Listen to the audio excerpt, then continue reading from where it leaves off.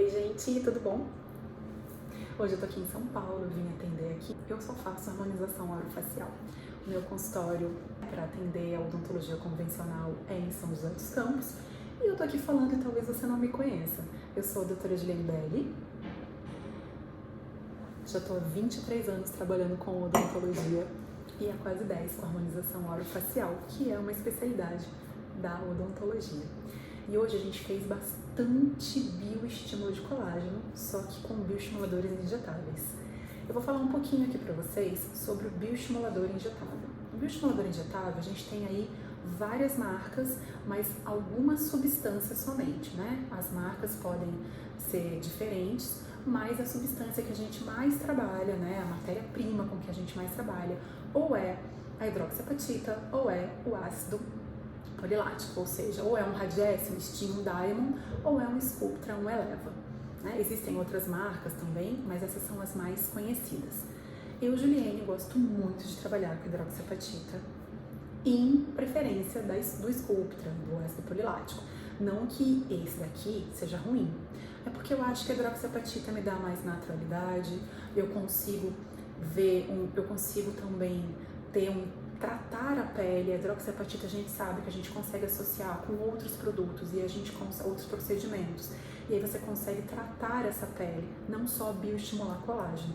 A resposta do estímulo de colágeno vem mais rápido do que quando a gente usa o Sculptra e eu acho que fica mais natural. E para peles jovens eu gosto mais. Porém, a gente tem que tomar muito cuidado com o Radiesse, que é a hidroxiapatita, o Diamond ou o Steam, porque eu vejo muitas pessoas falando que é natural, vai ficar jovem, e aí as pessoas estão ficando muito bolacha traquina, muito volumizada. E isso não é legal, gente, porque você tira total a naturalidade do tratamento. A gente precisa entender como que a gente envelhece para a gente poder atuar. A gente precisa entender se aquela paciente é uma paciente que vai ter uma resposta favorável ou não, vai depender do paciente, sempre vai depender do paciente qualquer procedimento, seja estético, seja só de saúde, né? Se eu cortei meu dedo aqui, vai depender de como tá a minha saúde, se ele vai cicatrizar bem ou não. Se eu extrair um dente, vai depender do meu pós-operatório, vai depender da minha saúde, se ele vai... a reparação tecidual vai ser rápida ou não. A gente consegue acelerar alguns processos? Consegue. A gente consegue suplementar para a gente ter resultados melhores? Consegue. Então, toda vez que eu faço um bioestímulo de colágeno injetável, eu gosto de associar um colágeno para a gente melhorar o tijolinho daquilo ali que a gente está construindo. Ah, mas eu não quero tomar colágeno, eu não tenho condições, então melhora, aumenta a sua proteína na sua alimentação. Ou toma um whey, se você tiver que optar entre o whey e o colágeno, você vai tomar o whey, tá? Que não vai te engordar, não vai te fazer mal. Pelo contrário, vai aumentar a quantidade de proteína, vai me dar um tijolinho melhor que a gente está construindo na pele, né? Então, hoje a gente trabalhou bastante com a hidroxiapatita, que é uma substância que a gente tem no nosso organismo, traz uma naturalidade, e eu gosto de trabalhar sempre em ligamentos verdadeiros para fazer este efeito, o efeito lift. Porque toda vez que a gente põe produto aqui no rosto, a gente volumiza. Então a gente tem que tomar cuidado também e entender que aquilo ali é um processo que vai estimular colágeno, que vai ter um tempo para o seu colágeno ser estimulado e que de preferência se faça mais vezes ao ano, porque uma vez só é como se você fosse uma vez na academia durante 4 meses, 5 meses, legal, e depois, não foi mais? Não tratou mais?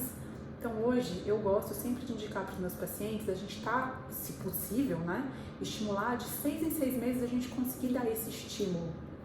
E a gente precisa entender o tipo de flacidez que cada um tem, porque nem todo mundo eu indico o bioestimulador injetável. Se a pessoa tem uma espessura de pele ok, só precisa fazer reposicionamento de tecido, eu não gosto de fazer o injetável logo de cara, porque essa pessoa pode ser que ela fique com o rosto um pouquinho mais volumizado e ela não vai gostar. Ah, mas mesmo se for só ligamento verdadeiro? Mesmo se for só ligamento verdadeiro. Porém, aquelas pessoas que fazem outra forma, a gente reposiciona, faz fio especulado, reposiciona e estimula colágeno, mas aí você pega na pele aquela pele molinha, sabe? Aquela tá flácida, tá precisando de um recheio, aí eu indico sim o bioestimulador de colágeno injetável. Então a gente precisa analisar. E a gente também tem que entender que é um processo do nosso organismo formar colágeno.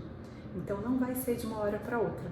Por isso que muitas vezes as pessoas deixam de fazer bioestimulador e preferem preencher, porque é um efeito praticamente na hora, né? Você faz e você já vê o efeito do ácido hialurônico. Mas o ácido hialurônico, ele não trata a pele. Ele pode dar uma hidratada, mas ele não trata, ele não está tratando. E muitas vezes, se você aplica o ácido hialurônico antes de você tratar essa região que tem flacidez, você faz aquele efeito de rosto pesado depois. Fica lá 5 meses lindo, depois despenca e fica muito pior. Por quê? Você não tratou. Você colocou volume, você colocou peso dentro de um saquinho vazio e aquilo ali vai ceder. Então, por isso que é muito importante a gente entender cada tipo de flacidez, cada tipo de pele e se bioestimulador é indicado para você.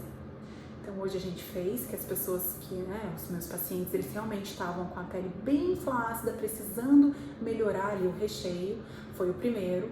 Daqui 3, 4 meses a gente já programou para fazer novamente, porque eu gosto de deixar esse tempo. A gente tem que entender também que quando a gente estimula o colágeno, a gente não pode ir lá ficar rompendo esse estímulo de colágeno. A gente tem que deixar isso acontecer. E aí depois a gente pode estimular de novo, tá?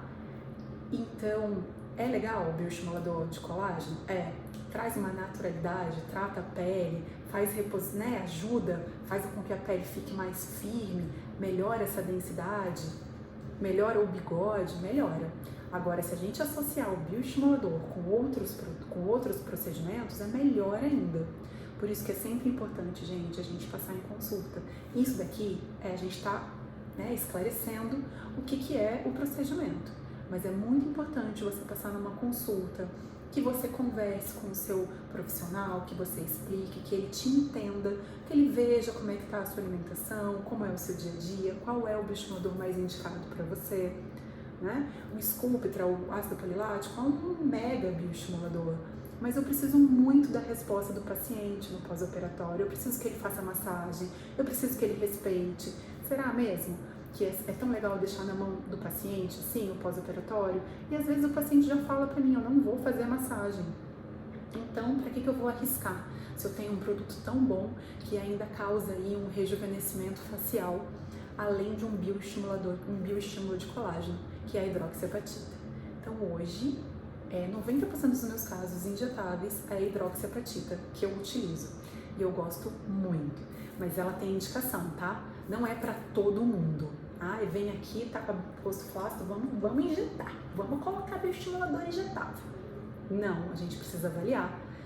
Pensa que o seu rosto é um bolo e a gente precisa entender o que a gente precisa estruturar. A gente precisa estruturar tudo, a massa, o recheio, cuidar dessa cobertura. A cobertura tá linda, maravilhosa, a massa tá assim, mas na hora que a gente pega, a gente vê aquela pele tipo chiclete. Então a gente precisa cuidar do recheio. Então é isso.